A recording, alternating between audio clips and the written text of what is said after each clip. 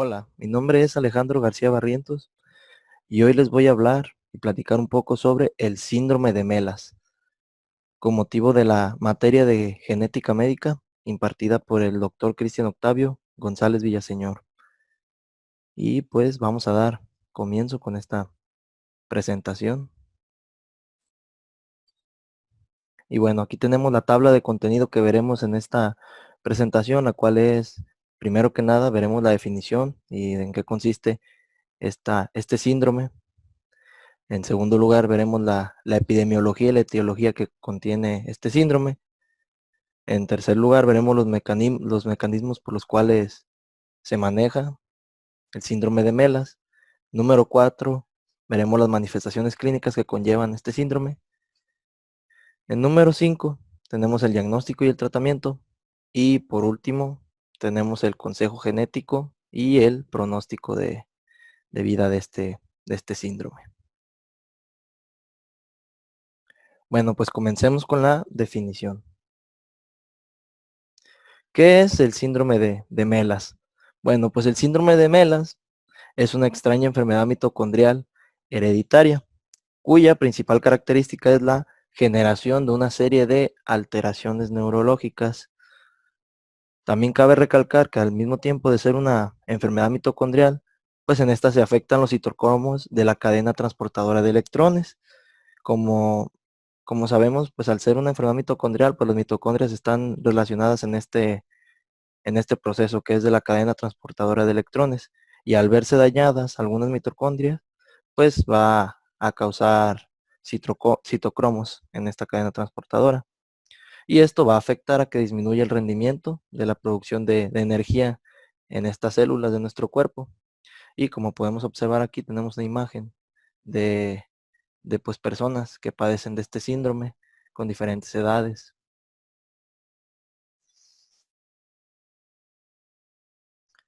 Pasando a lo siguiente, pues como les mencioné, las mitocondrias pues son una parte muy relevante de este síndrome. Y como sabemos, pues la mitocondria pues es una parte fundamental de la estructura de la célula, ya que son las responsables de producir la mayor parte de la energía que se necesita para que funcionen nuestras células mediante la producción de adenosintrifosfato o el ATP, que es como la principal fuente de energía de nuestro cuerpo y sin ella nuestro cuerpo no podría realizar sus actividades como las realiza normalmente día con día.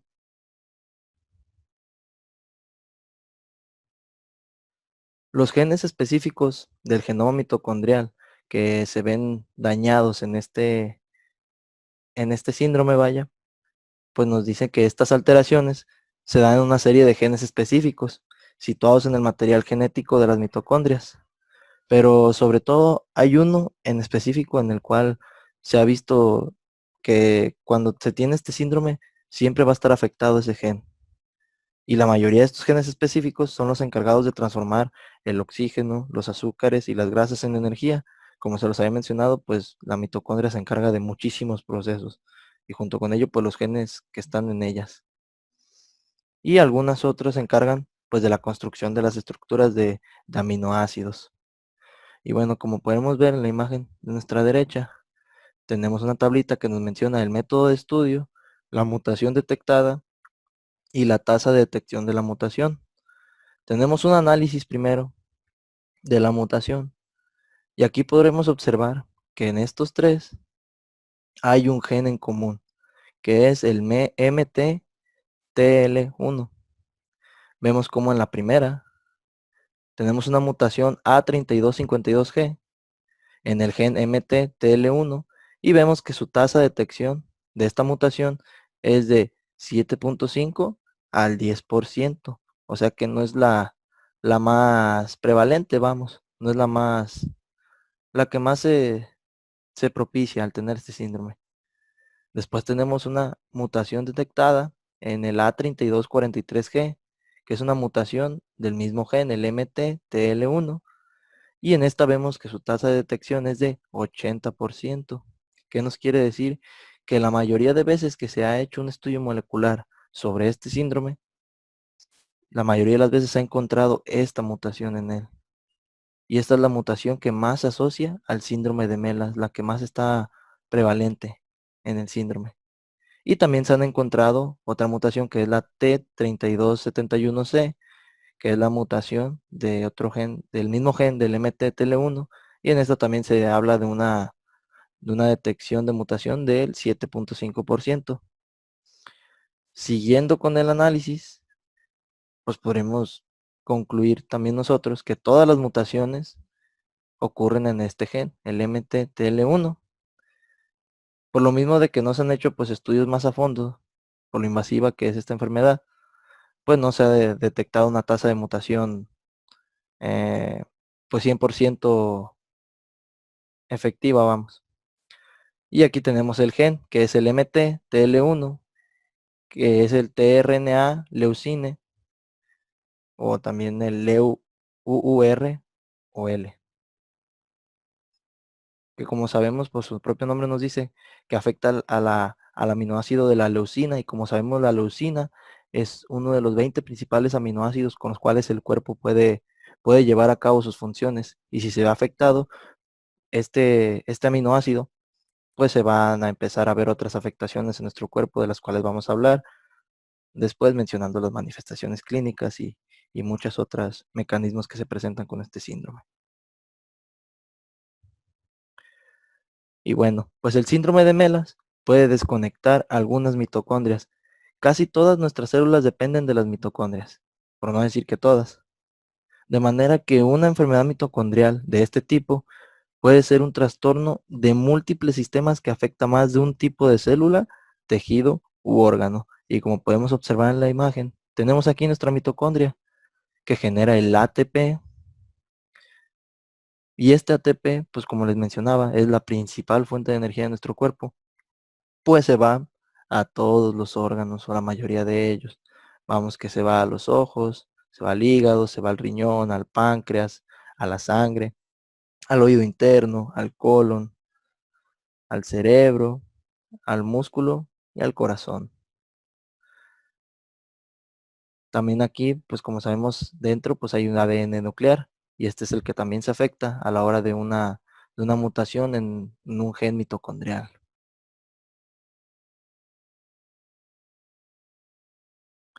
Y bueno, una vez viendo cómo es que se afecta este síndrome o cómo es que se da, pues pasamos a la epidemiología y a la etiología del síndrome de Melas, que después de un estudio epidemiológico que se realizó en Finlandia del Norte, se estimó que el predominio de la mutación A3243G es mayor o igual a 16.3 personas por cada 100.000 que había, pero esto fue en Finlandia del Norte. Entonces me puse a investigar un poco más y encontré que en México algunos estudios señalaban que la prevalencia de la miopatía mitocondrial era cercana al 0.58 de personas por cada 100.000 que había en la población total, con melas como su principal subtipo. Esto hace mención de que por cada 100.000 personas que hay en México, mm, puede llegarse a presentar esta enfermedad en una o en ninguna, por la cantidad que hay, que es 0.58. O sea que es muy baja la prevalencia de esta enfermedad, por lo menos en nuestro país. Y en cuanto a la etiología, pues tenemos que su principal pues símbolo genético, ya que esto pues se ve afectada por una mutación en un gen, pues es en el gen que ya veníamos hablando, que es el MT-TL1. Su sitio cromosomático pues es mitocondrial, ya que pues lo encontramos en la mitocondria y es donde principalmente se afecta. El nombre de la proteína que ocupa este gen pues es el mitocondrial tRNA leucina 1, como lo habíamos mencionado antes. Y pues en la base de datos genómica para el MELAS tenemos que también el símbolo genético es el MT-TL1, el locus link es 590050. La, la data base de mutaciones de genes humanos, pues tenemos que ocupar el número 118937. En los GeneCards lo podemos encontrar también como MT-TL1.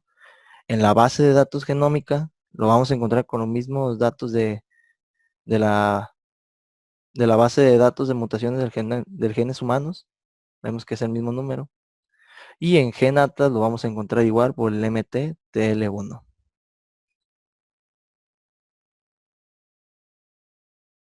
Bueno, pasamos a los mecanismos del síndrome de Melas y aquí es donde vamos a ver el por qué se le llama síndrome de Melas a este padecimiento. Bien, pues empezamos con la encefalomiopatía mitocondrial, que esta vaya a corresponder a las siglas de ME. Del Melas, pues aquí tenemos el ME. Que esto más que nada, pues son aquellas enfermedades cuyo origen se encuentran en las alteraciones de la estructura y funcionamiento del sistema nervioso central, las cuales tienden a ocasionar episodios convulsivos bastante frecuentes.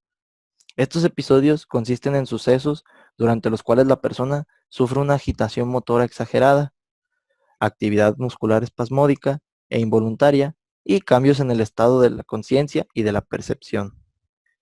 El peligro que conlleva estas crisis epilépticas reside en el riesgo que de las diferentes estructuras cerebrales afectadas queden deterioradas de manera permanente, que ya no tenga vuelta para atrás esta afectación en el cerebro. Y esto va a generar graves consecuencias a nivel cognitivo y motriz. Y bueno, como podemos observar en la imagen, tenemos una vista axial del cerebro y vemos cómo va de anterior a posterior. Entonces, en la imagen número D es donde se ve más claro el daño cerebral que hay aquí. Como podemos ver de la parte izquierda, tenemos un daño temporoparietal, aquí por lo que podemos observar en la parte izquierda. Y en la parte derecha vemos cómo este daño es parecido con la pequeña variante de que aquí también tenemos una parte de daño occipital. Aparte de la temporoparietal, también hay un daño occipital. Como podemos ver también acá en la imagen C, son las que más resaltan el daño cerebral que hay en esta persona que se le tomó la tomografía axial. Bueno, pasando con el la de Melas, tenemos la acidosis láctica. Pues como sabemos, la acidosis láctica consiste en una acumulación anómala de ácido láctico. Cuando esta sustancia se aglomera de manera patológica, puede dar lugar a una serie de problemas de salud muy graves que pueden acabar ocasionando pues lo peor que puede pasar, que es la muerte del paciente. Como sabemos, el ácido láctico se da en los músculos, también conocido como el lactato después de la glucosis rápida. Esto pues va a pasar al lactato sanguíneo y va a llegar al hígado, donde se va a quedar ahí y va a ayudar al proceso de glucosa-glucógeno. Y una vez que se realiza este proceso, pues va a pasar la glucosa otra vez sanguínea y vemos cómo va a llegar otra vez a las fibras musculares y va a realizar el mismo proceso que realiza en el hígado, pero pues ahora va a transformar a lactato. Y bueno, las principales señales que indican una acumulación del ácido láctico incluyen las diferentes manifestaciones que son vómitos, diarreas, náuseas, dolor gástrico, somnolencia prolongada en el tiempo, alteraciones en el estado de conciencia, problemas respiratorios, hipotensión, deshidratación y déficits en el suministro de sangre y oxígeno al, al cerebro, a los músculos y tejidos y órganos. Y bueno, ya por último, pues tenemos mela, faltaría la S del final, que esta lleva la S por los stroke likes, que por sus siglas en inglés, pero en español serían los accidentes cerebrovasculares. Y bueno, un accidente cerebrovascular consiste en un evento focal y espontáneo por el cual se interrumpe el flujo de sangre en una zona concreta del cerebro. Cuando esto ocurre durante algo más de unos segundos, las células del cerebro comienzan pues a deteriorarse y morir debido a la falta de oxígeno y nutrientes. Como sabemos, en el cerebro tiene que estar muy bien oxigenado y le tienen que llegar los nutrientes necesarios para que éste trabaje pues al 100%. En caso de que no haya una falta de oxígeno o en que haya una falta de nutrientes, este se empieza a deteriorar y empieza a haber fallas en nuestro cerebro y empezamos a perder un poco pues nuestro sentido al 100%. Las principales consecuencias de estos accidentes cerebrovasculares son alteraciones en el sistema visual, alteraciones en el lenguaje, alteraciones en el aspecto motor y así también como un deterioro cognitivo gradual que puede llegar a provocar una demencia. Aquí podemos observar una imagen donde tenemos pues el cruce de los nervios y como podemos observar tenemos un accidente cerebrovascular en el hemisferio izquierdo de nuestro cerebro. ¿Esto qué va a ocasionar? Pues que al ser el hemisferio izquierdo y como tenemos un cruce de nervios, pues el lado que se va a ver afectado de nuestro cuerpo va a ser el lado derecho. Por eso es del cruce de los nervios y pues que están a la inversa. Mientras afecta o hay un daño en el lado izquierdo, pues va a afectar el lado derecho de nuestro cuerpo.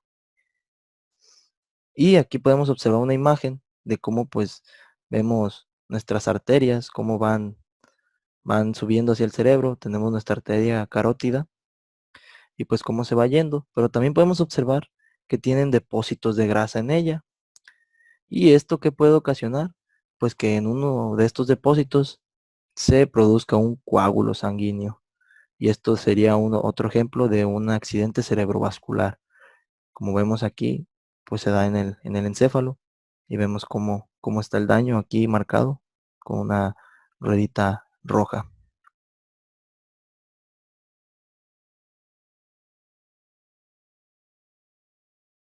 Y bueno, pasamos ahora a las manifestaciones clínicas. Bueno, pues primero que nada vamos a tener muchísimas manifestaciones, pero vamos a tener unas más comunes que otras. Estas son las más comunes, las cuales son anorexia. También tenemos, pues, por los accidentes cerebrovasculares, tenemos el deterioro cognitivo.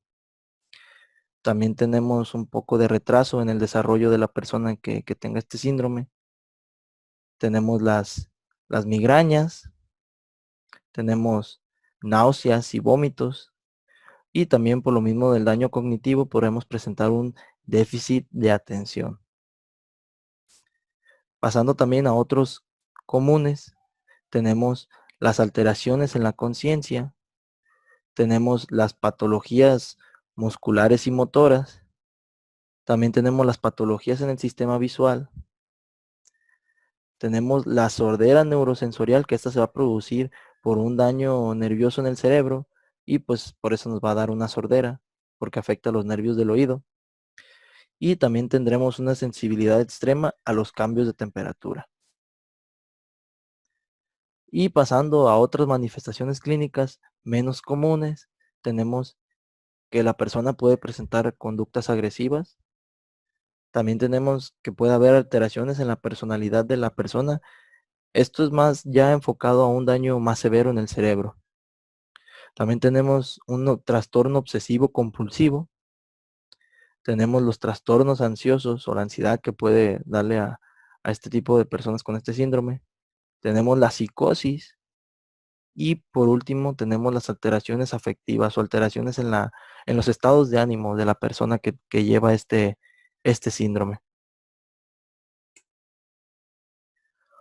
Y bueno, pasando al diagnóstico y tratamiento, pues el diagnóstico clínico de este síndrome, el síndrome de Melas, está basado en las siguientes características. Golpes como episodios típicamente antes de los 40 años, una encefalopatía con espasmos y o demencia en segundo punto.